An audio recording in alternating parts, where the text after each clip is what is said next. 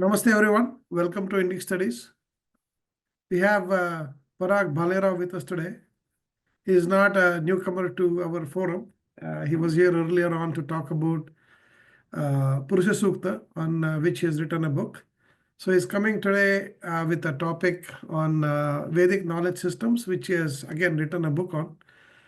He loves Bharatiya philosophy, spirituality, and is a avid practitioner. I know him very well. He loves to study the depths of various components of the Ved, and also conducts events where he lives in the USA. He is inspired by Dr. P.V. Vartak's works, and that's where he drives his exploration of scientific knowledge from. Having introduced Paragji, I'll hand it over to you. Thank you so much. Good morning, good evening. Welcome everyone for today's exciting session. Today we are going to understand about structure of Vedic knowledge system. What exactly it is, how it is organized, so on and so forth. We have a wide variety of audience today. So we will keep it at a introductory kind of a level without diving deep into any specific topic. Of course, if anybody has any questions where we need to dive deeper, we can take it offline, or I can give you some references as we move along this discussion today. And towards end, we will have question answer session. So if you have questions, maybe you can type the questions, or towards the end, you can raise your hand and we will answer all the possible questions within the given time frame. With that, let's get started. Once again, my name is Parag. I live in US. By background, I am in IT industry. And by education, I have master's in science and master's in MBA in HR and marketing. Very passionate about our culture, our background, our traditions, so on and so forth, but not in conventional way, but a little bit different. I try to explore why we do what we are doing. What is the significance of it? What is the meaning of it? What is the iconism behind various stories or various scriptures or various paintings or murtis and statues and so on. So it's a little bit inquisitive, little bit exploratory kind of a mindset. Today, what we will do is, in general, when we discuss religion, for the lack of better words, Hinduism is not a religion, it is dharma. Dharma is different than religion. But for the general context, we will call it as a religion in this discussion. So when we discuss about different religions, and if you ask people who follow specific religion or faith, and you ask, for example, a Christian, what is your reference book? And they will all say Bible. If you ask a Muslim, by all of them will say Quran, and so on. If you ask a Hindu or a Sanatani person, what is your reference book? We will get different answers, right? Many of them will say Bhagavad Gita, but some of them might give you different answers. Now, why is that so? The reason is our tradition, our dharma, our philosophy is probably the oldest. And over thousands and thousands of years, it has evolved. It has taken shape, and different people have taken some base references and simplified that philosophy in specific way or in their own way. But no matter which philosophy we refer to, if we go back to the roots where it comes from, it will always go back to Veda. And we'll find the references in the Ved, or we will realize that they have taken certain section of a Ved and they have evolved that, or they have interpreted that or simplified that and formed a specific lifestyle or a pattern or guidelines for living the daily life. So that is where Ved come in picture. Upfront, one of the reference books, Sacred Scrolls, It is available on Amazon and Notion Press. And if you want to learn more, again at a simplified level, this book will be a great reference for all of you. You can just search on Amazon or Notion Press and you will get all the details. So with that, what is this Ved all about? So basically, Ved, when we say, it is not really a scripture or a religious book. Even though it is a guiding book, it has nothing to do with religion as such. The word Veda comes from root word or dhatu or verb vid. Vid means to know. And the word Veda means knowledge. So even if we call it as our scriptures, religious books, whatever we call it, it is basically a book of knowledge, a wide variety of knowledge. And some of that we are going to see as we move through this discussion. Now, different sages in ancient time acquired this knowledge and then made it available for everybody else. Of course, at that time, back in the days, there was a oral tradition or maukhik parampara. So they did not document this knowledge, so to say. And there are a variety of reasons. They wanted to make sure the knowledge is given to qualified person. If it is documented or written, then anybody can get hold of that and acquire that knowledge without qualification also. That is one thing they wanted to avoid. And also, just the written text may not always give all the information. So it is more of a teaching and Guru Shishya Parampara through which they preserved this knowledge. And over the period of time, it got documented. We'll see that as we move forward. This acquired knowledge was then later on grouped into 4 books. And we know that in Veda, we have 4 Veds, right? The first is Rig Veda, Yajurveda, Samaveda, and Atharvaveda. So those are the total knowledge was divided or grouped into those 4 books, so to say. Now, we all believe that Veda are apaurushaya, meaning no human really created or wrote those. And wrote not in the literal way, but in terms of creation. So many times we hear some comments. If it is apaurushaya, how did it come about? Did it suddenly appear? So that's not what it is. So basically, there are 2 thought processes behind it. One is both actually means something very similar, but one says that when these rishis or seers were in a deep meditative state, in that state they realized this, they heard these Veda or these mantras which form the Veda. And they say that these mantra, these Veda, they do exist in the environment. And in Samadhi state, you can actually hear those. The other thought process is these sages, due to purity of their mind and body, they had additional abilities, additional senses than what modern humans have. And through those additional senses, they could hear these special sounds. But either case, they realized this, they found it, or they understood it, or they heard it in the environment. So they did not take credit.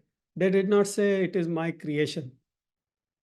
In few sections of Veda, the Drishta Rishi or the Rishi who first heard those, his name is mentioned, but in many situations, their names are not even mentioned.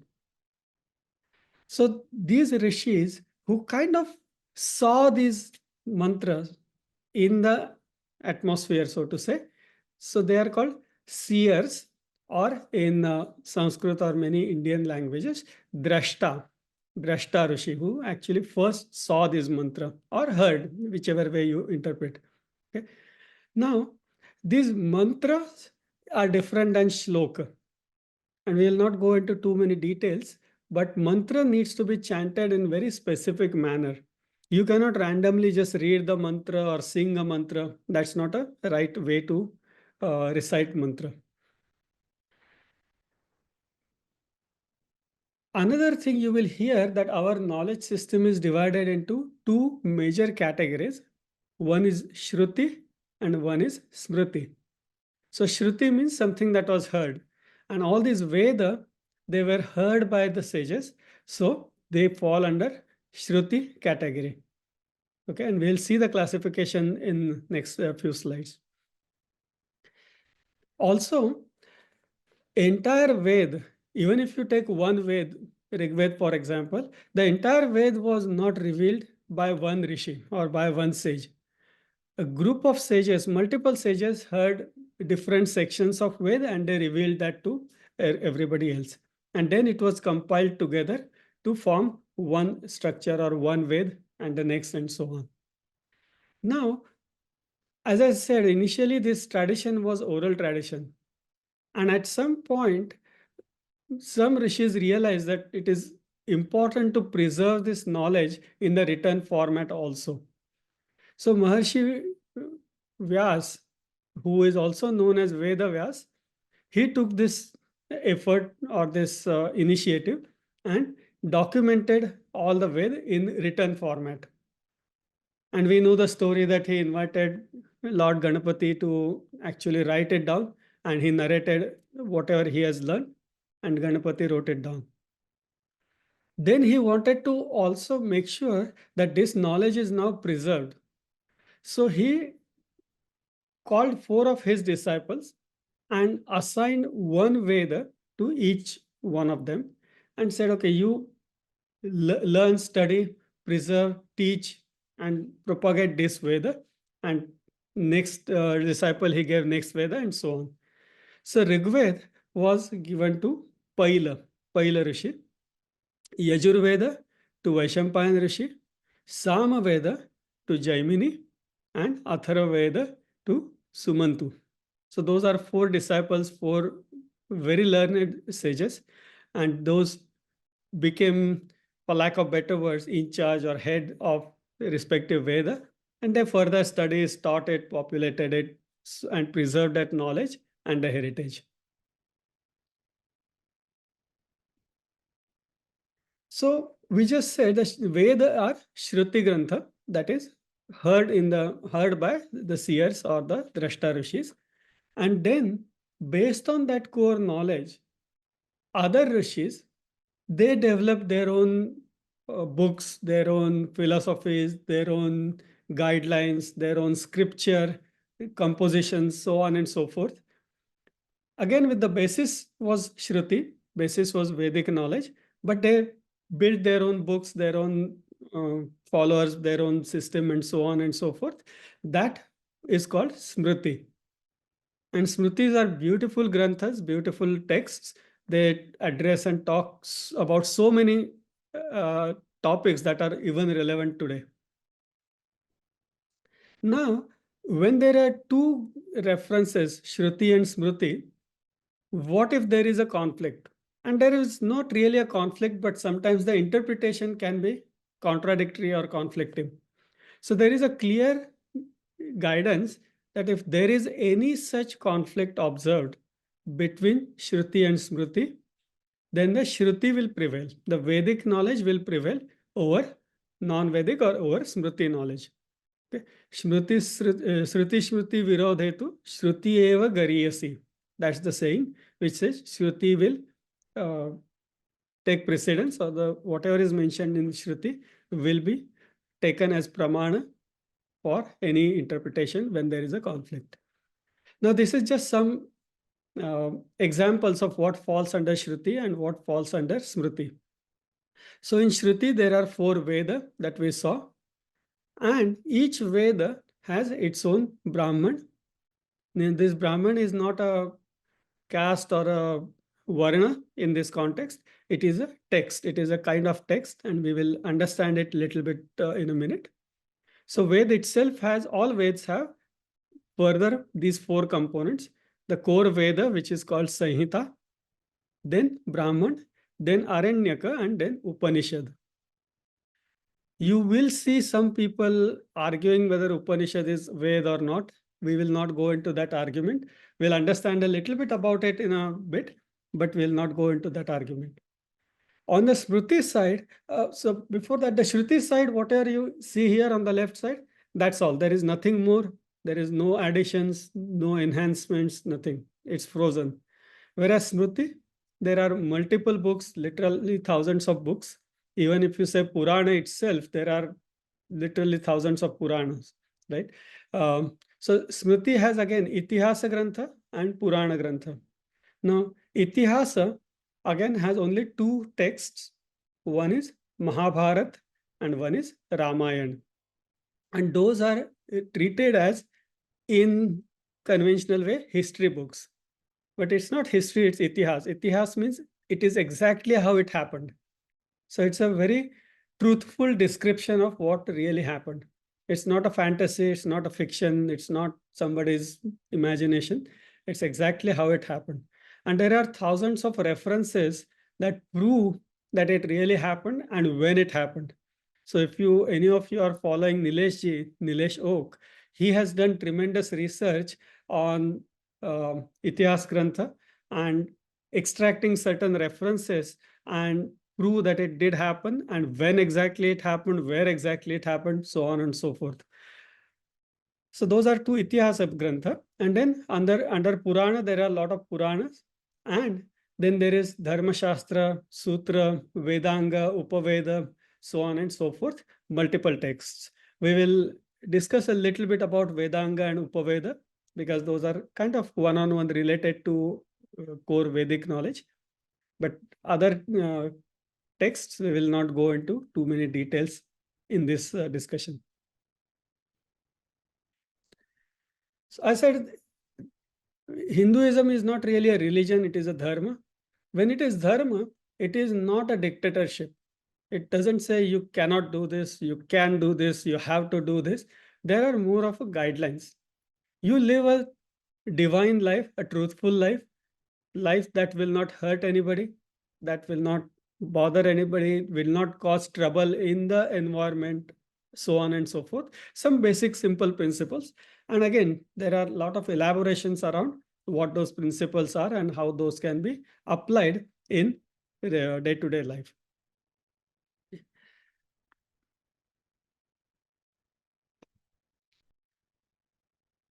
In today's temples or in any rituals, we pray to a lot of different devatas.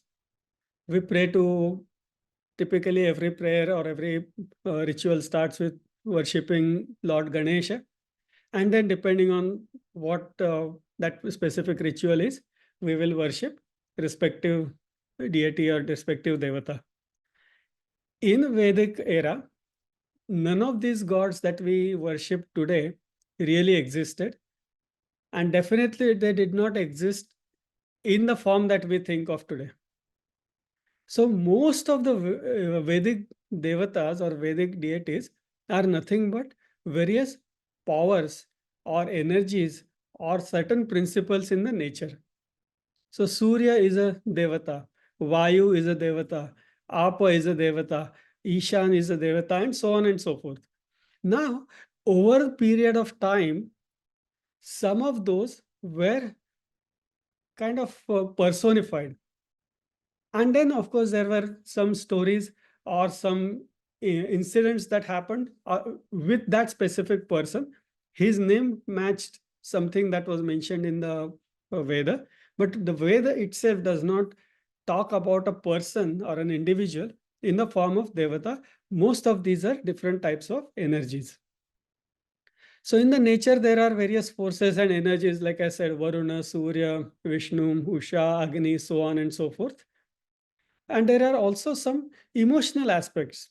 So Kamadeva, Mana, Shraddha, all these are kind of emotional aspects.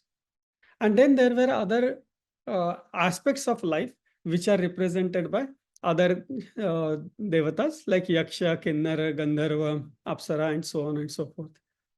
But except for this last category, where especially when you talk about Gandharvas, Apsara, and so on, there were some human form associated with them. But rest, most of those are energies or some useful forces in the nature that we need to pray or that we need to acknowledge and preserve. One interesting thing, slight digression, but when we do any ritual, you must have heard that in the beginning, during something called Sankalpa, we always say things like Grama Devatabhyo Namaha, Sthana Devatabhyo Namaha, Vastu Devatabhyo Namaha, so on and so forth. So, what we are really doing is we are claiming, we are assuring that through this ritual, I'm not going to cause any disturbance to the Grama Devata or to my town or to my village. I will not do anything that will cause any social disturbance or natural imbalance that will eventually be destructive if repeated in masses, right? So that is the reason we treat everything as a devata. So we respect our town, we respect our country, we respect our home, we respect the place where we live in. So whatever we are doing, we will do with due respect for all these entities. When we chant certain mantra, then the the reason we have to chant mantra in very specific manner and not randomly just read it or sing it or things like that is because when we chant a mantra, certain vibrations are created, and those vibrations cause certain effects. And that is why it is important to learn those mantra and how to chant those and chant exactly the same way. And these mantras can cause physical actions in the nature or in our body. That is why understanding what certain mantra means, when to employ which mantra, what is the right way to chant it, what is not a right way to chant it, all those things are very important.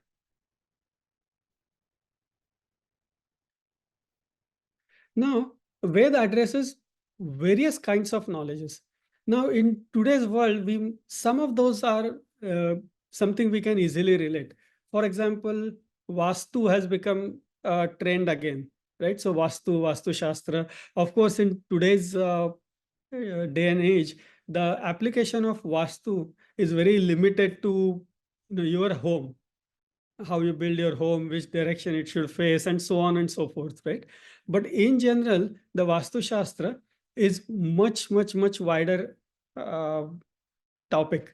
It doesn't talk about building a house, but it talks so much about the city planning or town planning and the irrigation systems and drainage system and the water supply and roads and everything. All those aspects are addressed in Vastu Shastra, or it is also called Sthapatya Shastra.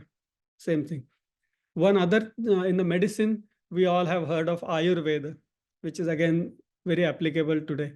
But there are so many other aspects, so many other scientific aspects or branches of science that are discussed in various Vedas.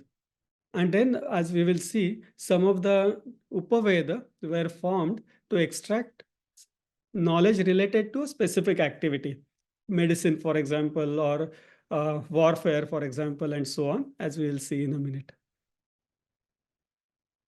Now, when we talk about Veda, I mentioned that each Veda has 4 parts to it. Sanhita is the core part which these rishis, these sages, they actually heard. So Sanhita is the only thing that rishis actually heard. Then Brahmana is additional discussion, additional elaboration given by those rishis. Aranyaka Grantha is the contemplation of made by these rishis, and typically they left the crowded place, the crowded towns or cities, and they went into the forest to meditate upon specific sections of a Veda. And through that meditation, whatever they revealed, additional information, that is called Aranyaka. Aranya means knowledge, Aranya means forest or jungle. So whatever they acquired, whatever they realized through meditation or contemplation of specific sections of Ved, those became Aranyaka. And the last part, also known as Vedanta, is Upanishad. Upanishad is the last part of Vedic knowledge or Vedic scripture. And Upanishad is further simplified elaboration of Vedic knowledge typically in dialogue form. Typically, not always, but in many cases, it's a dialogue. It's a discussion between Guru and Shishya, where Shishya or disciple is asking questions to his Guru, and the Guru is answering that question. But the basis of all that knowledge that Guru is sharing is pure Vedic knowledge. It is not something of his own that he created or thought of, or so on and so forth. And that is why it is also considered as part of Veda itself. Now, I mentioned that some people do argue. We will not go into the argument, but Samhita is the only thing that rishis really heard. So people argue that that's the only thing that is Veda. The rest is not what really was heard. So it is not Veda. So Samhita is Veda, Brahman, Aranyaka, Upanishad, and so on. They are not part of Veda. But again, we will not go into that argument. The common understanding and common acceptance is these four components form a Veda. Now you will look at this tree structure. It may not be very visible, but you will see that the Veda itself has four branches: Rigved, Yajurved, Samaved, and Atharvaved. Now, Rigved has again two Samhitas, Shakal and Bashkal, and it has a Aitareya, Aranyaka. And under Brahman Grantha, it has Aitareya Brahman, Kaushitaki Brahman, and Shankhayan Brahman. And again in Upanishads, Aitareya, Bashkal, and Kaushitaki. These are Upanishads under Rigveda. I will not read this data for each and every Veda. But as you will see that every Veda has its own Samhita, its own Aranyaka, its own Brahman, and its own Upanishad Grantha. And that whole combination forms that specific Veda. Now, one interesting thing you will see here is in Yajurveda, there are two Yajurveds. One is Krishna and one is Shukla. You will not see that kind of division in any other Veda. Now, why did that happen? That is because, if you remember, sage Vyasa assigned Yajurveda to Vaishampayan, sage Vaishampayan. Okay. Now, sage Vaishampayan had one disciple who was his nephew also, and one of the brightest. So Vaishampayan taught him the entire Veda, entire Yajurveda. Eventually, there was some disagreement between both of them. Some arguments, some fights, some disagreement. And then Vaishampayan got very upset. And he said, I taught you all these things. Give it back to me. Vomit it back to me. So give me my knowledge back, basically. You don't carry my knowledge any further. Give it back to me. Now, when he gave it back, there are two stories how exactly he gave it back. One is there is a literal reference that Vaishampayan said, okay, vomit it back. Now, vomit it back does not mean physically vomit in the form of a throw up, but some people interpret literally and get carried away. But those people say that, okay, he vomited that, and there were birds around called Tittari birds who came and ate that vomit, and they became knowledgeable, and they carried the further that knowledge system. And those were Tittari birds. So their knowledge or their Aranyak and so on, or their Samhitas were called Taittariya Samhita, Taittariya Aranyak, and so on. In reality, which is more makes sense kind of, is Vaishampayan called other disciples and told his nephew that, okay, now vomit it back to these guys. That means whatever I have taught, teach it back to these other disciples, give it to them. And then one of the prime sages in that was Rishi Tittari. And Tittari learned everything and then further elaborated and carried that tradition that became Taittariya Samhita and Taittariya Aranyak and so on and so forth. Okay. So that is why you will see that there are two branches only for Yajurveda. And now that knowledge is given back, so this nephew wanted that knowledge again. He wanted to be learned. So he did penance, and Lord's son, Surya Dev, was happy with his penance, with his tapasya, and Surya Dev appeared in the form of Vajin or a horse and taught him everything. So that knowledge that came from sun god was considered as more pure. So it became Shukla or white. That white and black translation is really not the best translation, but the knowledge that he got from sun god, it became Shukla, Shukla Yajurveda, and whatever he taught again, that became Krishna Yajurveda.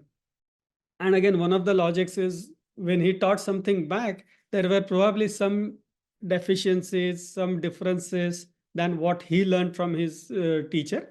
So there was some probably dilution or some deviation. That knowledge was called Krishna Yajurveda. So that is how those two branches for Yajurveda.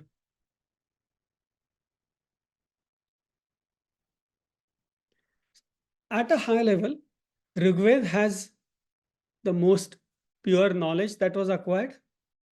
Yajurveda focuses on carrying that knowledge in the ritualistic aspects. So, how to perform different rituals, sacrifices, yajna, so on and so forth. That is more elaborated in Yajurveda. In Samaveda, it is more for pleasing the gods or pleasing these energies. So all this, and pleasing does not, how will you please the energy? Basically, to activate that energy in more efficient way and so on. So Samaveda has something in singing format. So all the richas, all the mantra in Rigveda are sung in specific tone, and that is called Samaveda. Okay, so Samaveda has more musical aspect to it, singing aspect to it. And Atharva Veda has lot of practical applied aspects for common people. And we'll talk about that in a bit. So those are the primary focuses of different four Veda. Of course, there is significant overlap. So I cannot strictly say that only Yajurveda talks about ritual and no other Veda. No, that is not true. But the primary focus is as we discussed just now.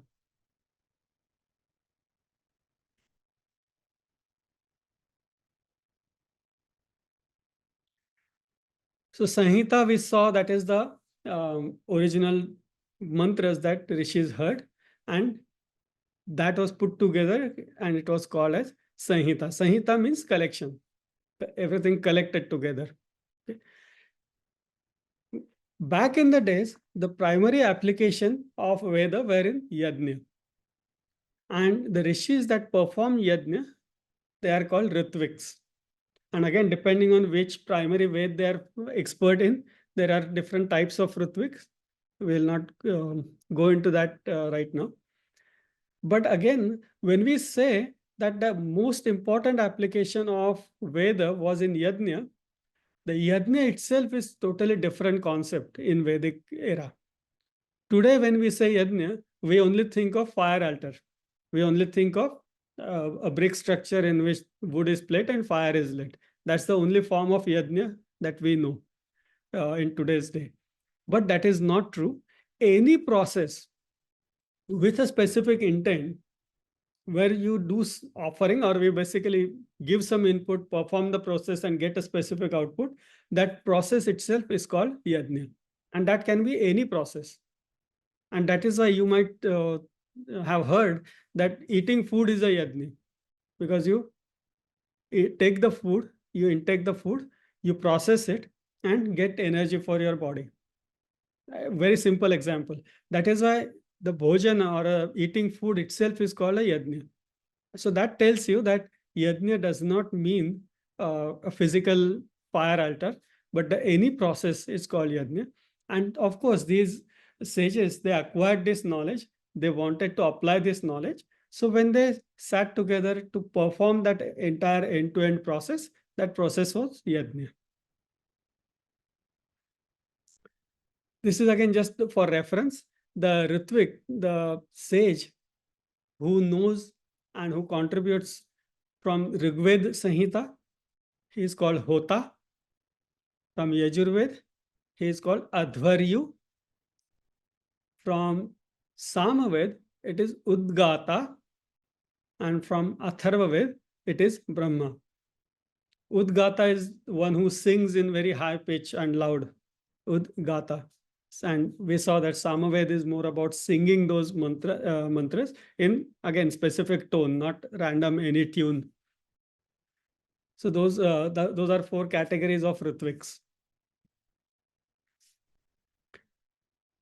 We again saw the Brahman Grantha. It elaborates specifically, gives additional explanation and interpretation, elaborates on Yajna, how exactly Yajna is performed, and so on. If we don't understand the Brahmans, then understanding meaning and application of mantra in Veda, it becomes very difficult.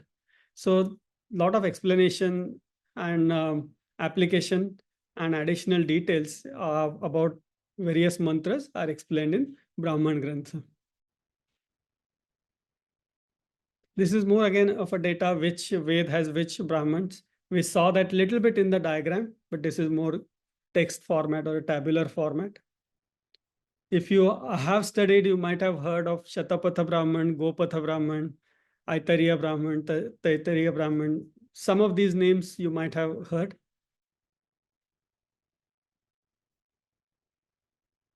Aranyaka, we talked about it, that it was a meditation and additional interpretations and contemplation done by rishis by going away from common people, just so that they are not distracted. They can focus and meditate properly. So that is Aranyaka. And the last part is Upanishad. Upanishad really means sit next to your teacher or sit near. But sit near who? Sit near your teacher. So it is dialogue between teacher and students. And the knowledge is revealed in that discussion format. A typical topic is philosophical, but again, there are a lot of other aspects that are discussed in this discussion when you study Upanishads. If you have not studied, all the Upanishads are beautiful, but some of the prominent ones you can look at Kathopanishad, and we can understand so much about our tenacity, focus, singleness of purpose. All these things are described so beautifully in story format in Kathopanishad. Similar things, the self-confidence and so on, you will see in Brihadaranyaka Upanishad. A lot of philosophical aspects you will see in various other Upanishads and so on. Again, this just explains a little bit about which Veda has which Upanishads. Again, I'll not read through the entire text. Atharvaveda has large number of Upanishads. Okay, there are 52 known Upanishads, and there probably are more that are lost over a period of time.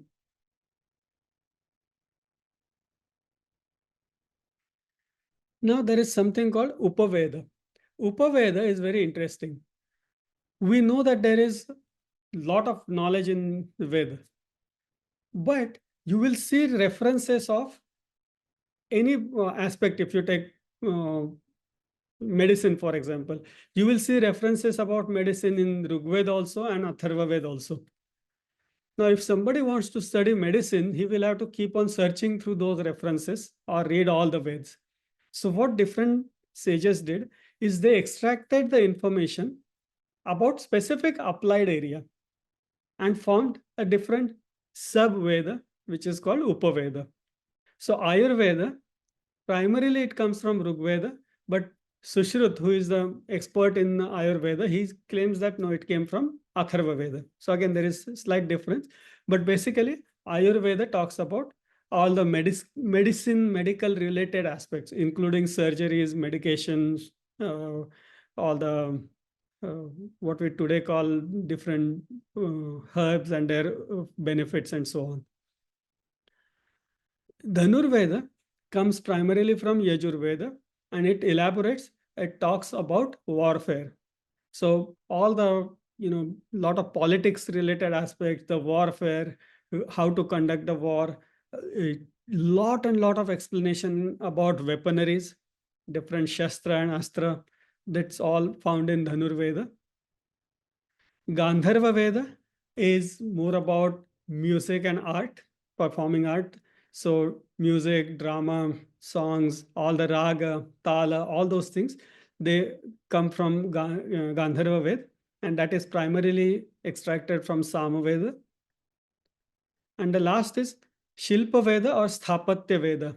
That is architectural aspects, as we discussed. So architecture, city planning, even in today's what we talked about Vastu related aspects, they all come from Shilpa Veda. And Shilpa Veda primarily is extraction from Atharva Veda. So that is how these Upaveda came into picture. And then there is also something called Vedanga. You must have heard this term, Vedanga. Vedanga is kind of supplementary texts.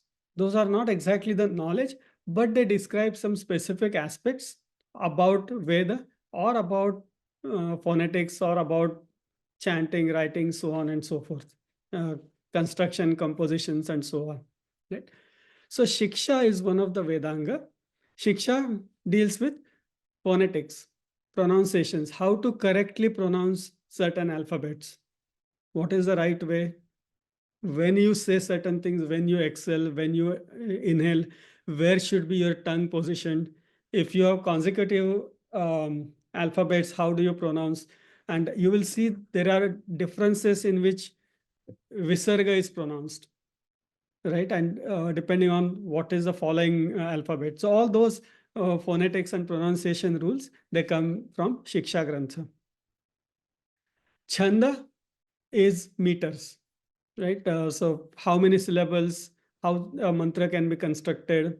So there are different chanda. Most common is Anushtup, Trishtup, Gayatri, Ushni.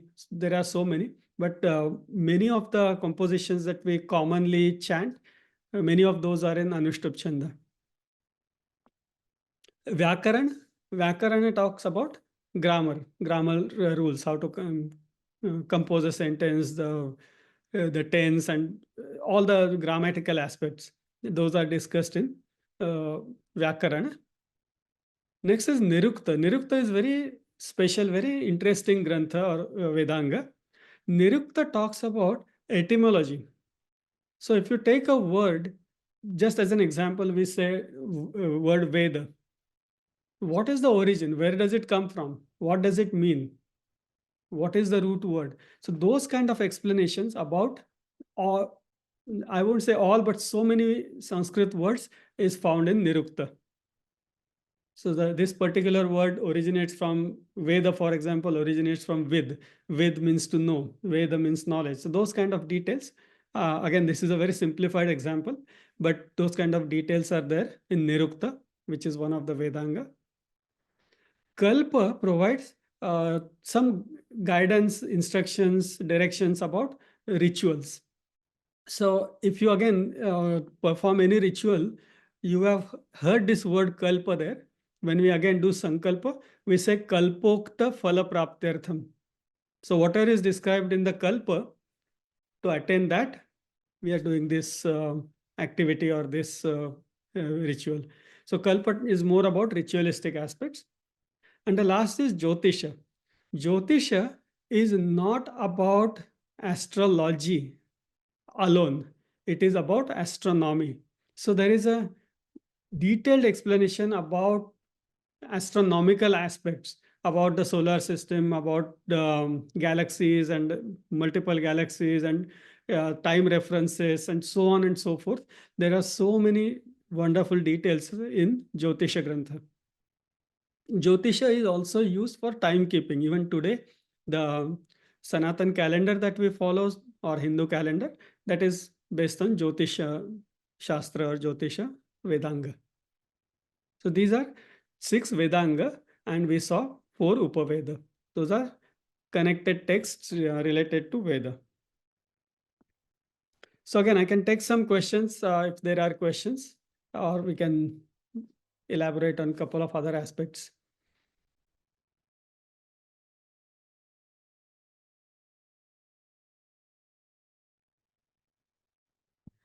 Thank you, Parag.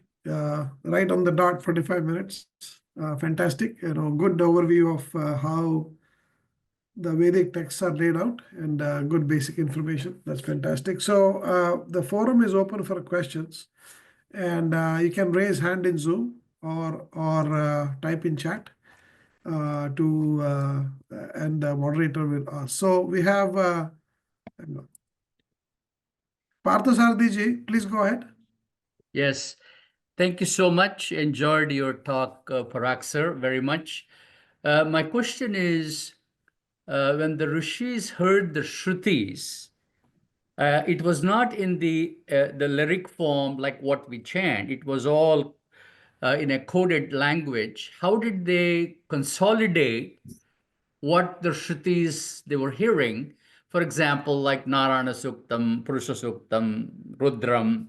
So how did they finally solidify what they were hearing as Shrutis? I'm kind of curious. Very interesting question. And there are again multiple thought processes. Yeah. Some people say that they did not really heard the exact words. They did not hear the exact words. What Mhm. they heard were most of tones or like humming sounds. And then they constructed with the closest matching words Mhm. to form that sukta or form that mantra or that section. That Yeah. is one stream of thoughts. The other stream of thoughts is no, they exactly literally heard the way they recited or they taught further. So again, there is these compositions are so old that there is nobody that can authoritatively say that no, that this is exactly how they heard. Unfortunately, today I don't know of anybody who is so pure that he or she can go back and hear those sounds or those mantra again and confirm that no, this is how they appear in the atmosphere. So unfortunately, there is no concrete answer for that question.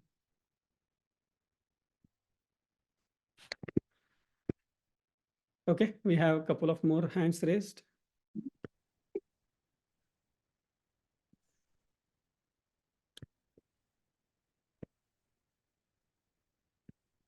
Can we go to next? Yeah, good evening. You just now mentioned this Ayurveda is a Upaved of Atharva Ved according to Acharya Sushrut. Is it mentioned in Sushrut Samhita?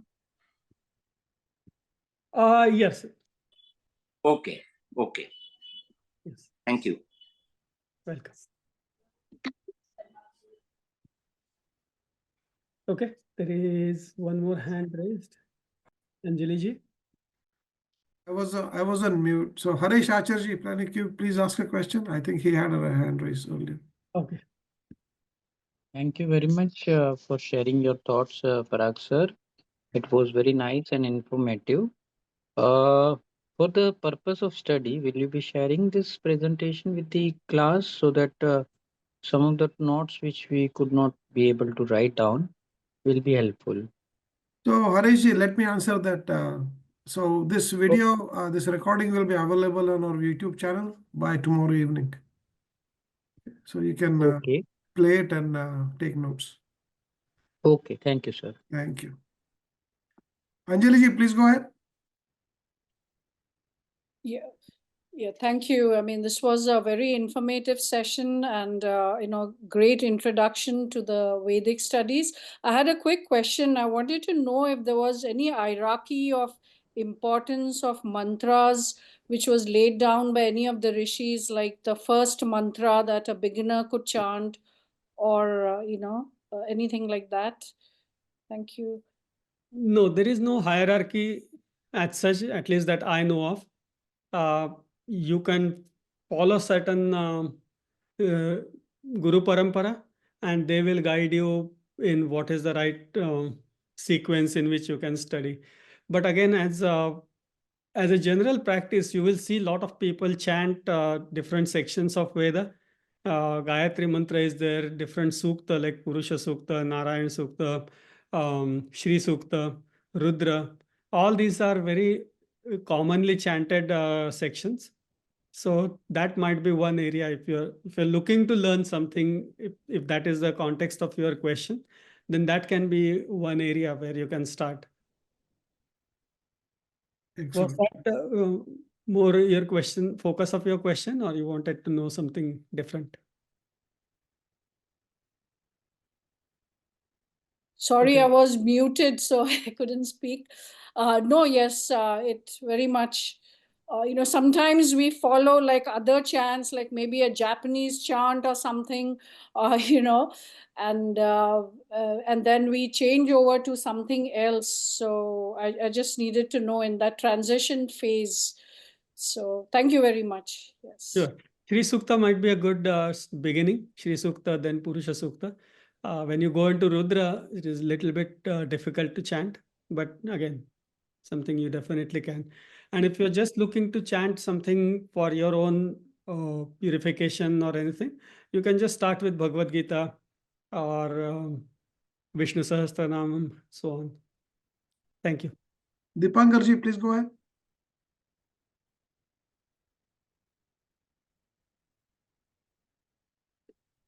You are still on mute, Dipankarji, if you are talking. No, Dipankarji, I asked him to unmute. Okay, that's fine. Okay. Narmitaji, please go ahead. Oh, he's back. Okay. Hang on. Okay. So, Namaste, Paragji. Thanks for your discourse. My question is, you were mentioning about the rituals. What are these rituals? And the second question would be probably digging into Nilesh. Oh, geez, this thing. How old is Veda? When it was, what is your opinion? How old is Vedas? Okay. So I remember the second question, so let me answer that. Again, there are no direct mentions on when the Veda was composed.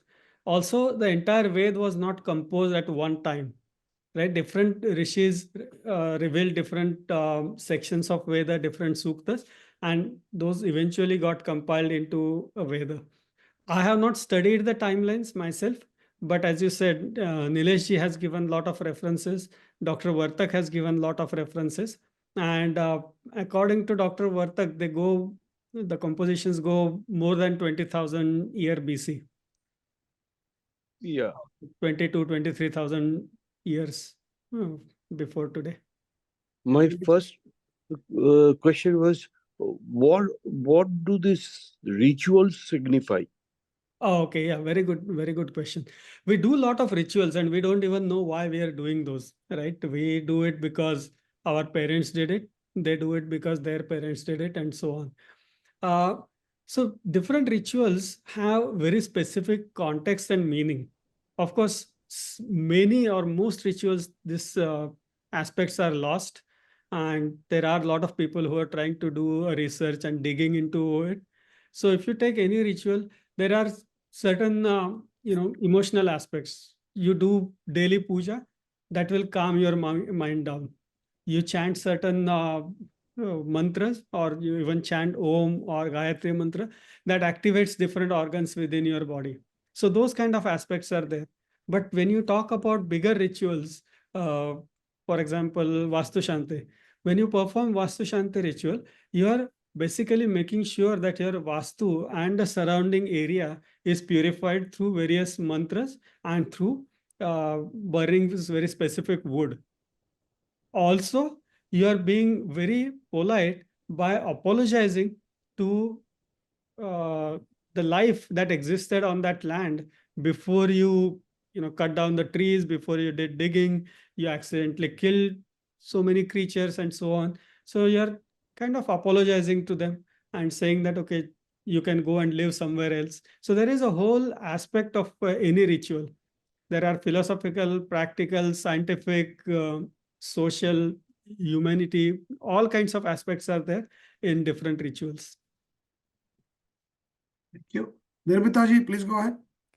Namaste. Thank you so much for this excellent discourse.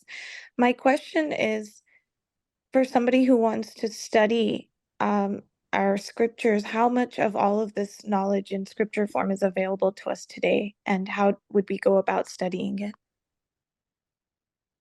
How much is available? There is a lot. I mean, even with internet, you can just search for any Veda and you will get the text for any Veda, right? So availability is there.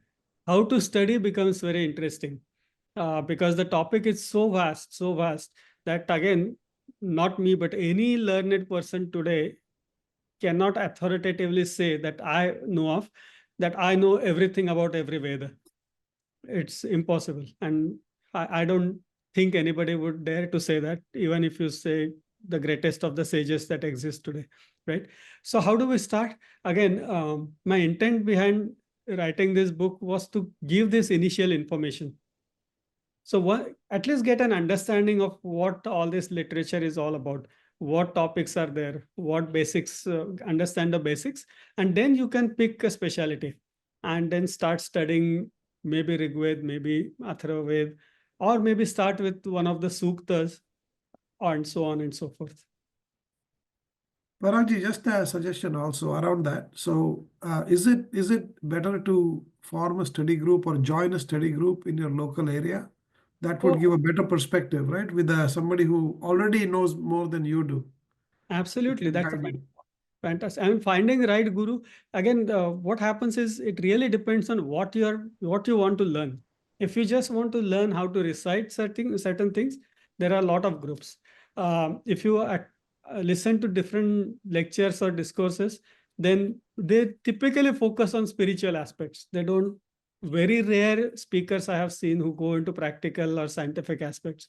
So again, it depends on what your interest is. You can find right forums, right local groups and participate. Absolutely. Excellent. Abhijit ji, please go ahead. Yeah, thank you, Prasad ji. First of all, thank you, Indic Studies, for arranging this. And Parag ji, thank you very much for this simplified structure explanation. My question is, you mentioned we lost so many sutras, shlokas. I was curious, what was the reason to lose those? Like, did those become irrelevant? Were they destroyed? What did happen? Yeah, so invasions caused a lot of destruction. So those were, most of those were destroyed through invasions and related destructions. And there are a few also where, each sage started teaching to his disciples, then his disciples, and then somewhere one disciple wrote some, for example, say Upanishad. And eventually he did not get enough audience or enough disciples to sustain that.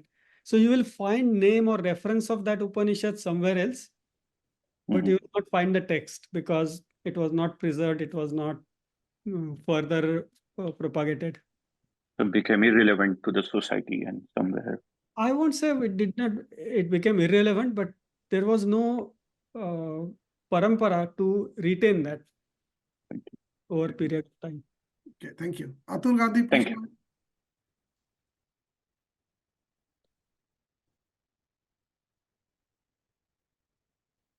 Yes, Atulji, please unmute. Sorry. Hello. Am I audible? Yes, you Yes. are. Please go ahead.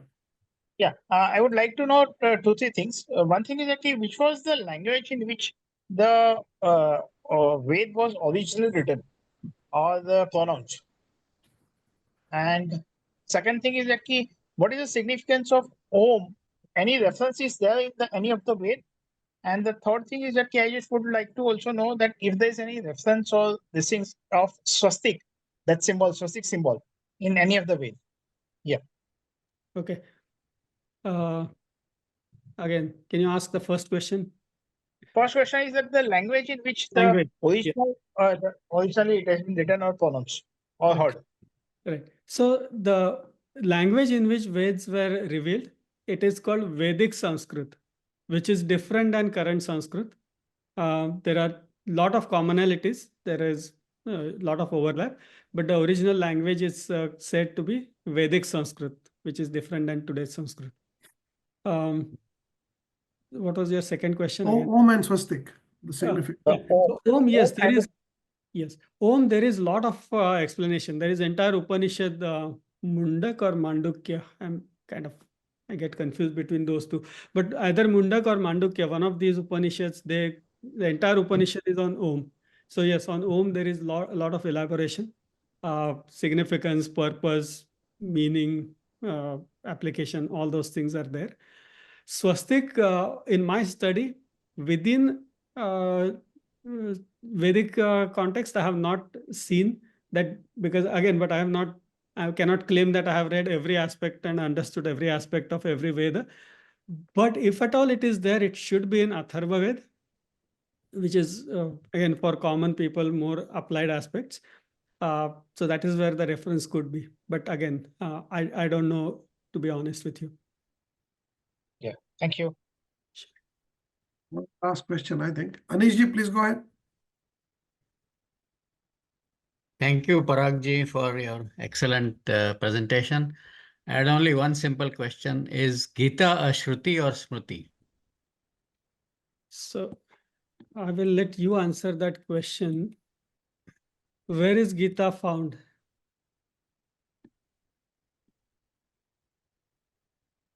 It's not mentioned anywhere. No. Where does Gita appear? Which text Gita part of? No, they say Gita is a collection from different Veda, right? No, so Gita is not from different Veda. Yeah. So it cannot be called a Shruti instead of a Smriti. That's what I mean. Yeah, so let me answer that. So Gita is not a standalone text. Gita is part of Mahabharata. The entire Bhagavad Gita as is appears in Mahabharata. And Mahabharata is Itihasa Grantha, and Itihas is under Smriti. Excellent. So Paragji, having said that, Vishnu Sahasranam also is part of Mahabharata, recited by Bhishma, really, right? When he sees Shri Krishna. So would that be considered not part of Vedic text, or is it just Itihas again? So again, it is part of Vedic knowledge, but not Vedic text. Right. Okay, Vedic knowledge is evolved, right? It is explained, it is described in different ways in different texts. So it is part of Vedic knowledge. That is why you will see all this is part of same Vedic knowledge system. But is Bhagavad Gita part of Veda? No. In fact, most of the Bhagavad Gita comes as is, take word to word from Kathopanishad. If you read Kathopanishad, many of Bhagavad Gita shloks are straight from Kathopanishad. Excellent. One last question from me, Paragji, and then we can stop. So, just logically thinking, all these Rishi Parampara, all these mandalas rose by Rishis and all that, definitely they were families. And the mandalas were claimed by Rishis of families of Rishis, right? So, and over say 25,000 years, just take a number on the antiquity of the Ved. So how many Rishis may have contributed to building of the Ved and penance and sadhana and so on over number of years, and all this knowledge was developed. We know about 10, 20 of them, but each family could have hundreds of them, right, over a period of time. Correct. So again, when we talk about specific sections, you will see name of a Rishi. But again, it is not just one Rishi, it is his entire family. And family does not necessarily mean his biological kids, but it can be his disciples also, or people in that Gotra also. So it is a combination. So again, with the names mentioned itself, there will be maybe close to 50 names. And there are a lot of suktas, a lot of sections where no name is mentioned at all. So we don't know how many sages contributed to that. Very nice. And also, even Veda Vyas, the last one we know from the Mahabharata, he was a 28th, not the first one, right? The last one, really. Yeah. And unfortunately, that Vyasa system, the editorial system, who was responsible for managing all this knowledge, was lost during Mahabharata. That's unfortunate. But Yeah, so that's another aspect. 28th Vyas, not the only Vyas. Yeah, and that is true for, because logically, if you think Maharshi Vyas, his reference comes in so many texts. So how can he be alive for thousands of years? Right? It's Right. not possible. So it True. is, his kids were also called Vyas. As a title. Yeah, it's a title or a family name, something like that. Yeah, excellent. So thank you so much, Paraji. We are just over 12 o'clock. So appreciate your coming on the forum. Excellent knowledge, good layout, very nice simplistic presentation to understand. Everybody understood, and we had a lot of questions today. So that implies that your presentation was clear and also evoked thinking and people asking questions. Thank you everybody for joining, and we'll see you next week.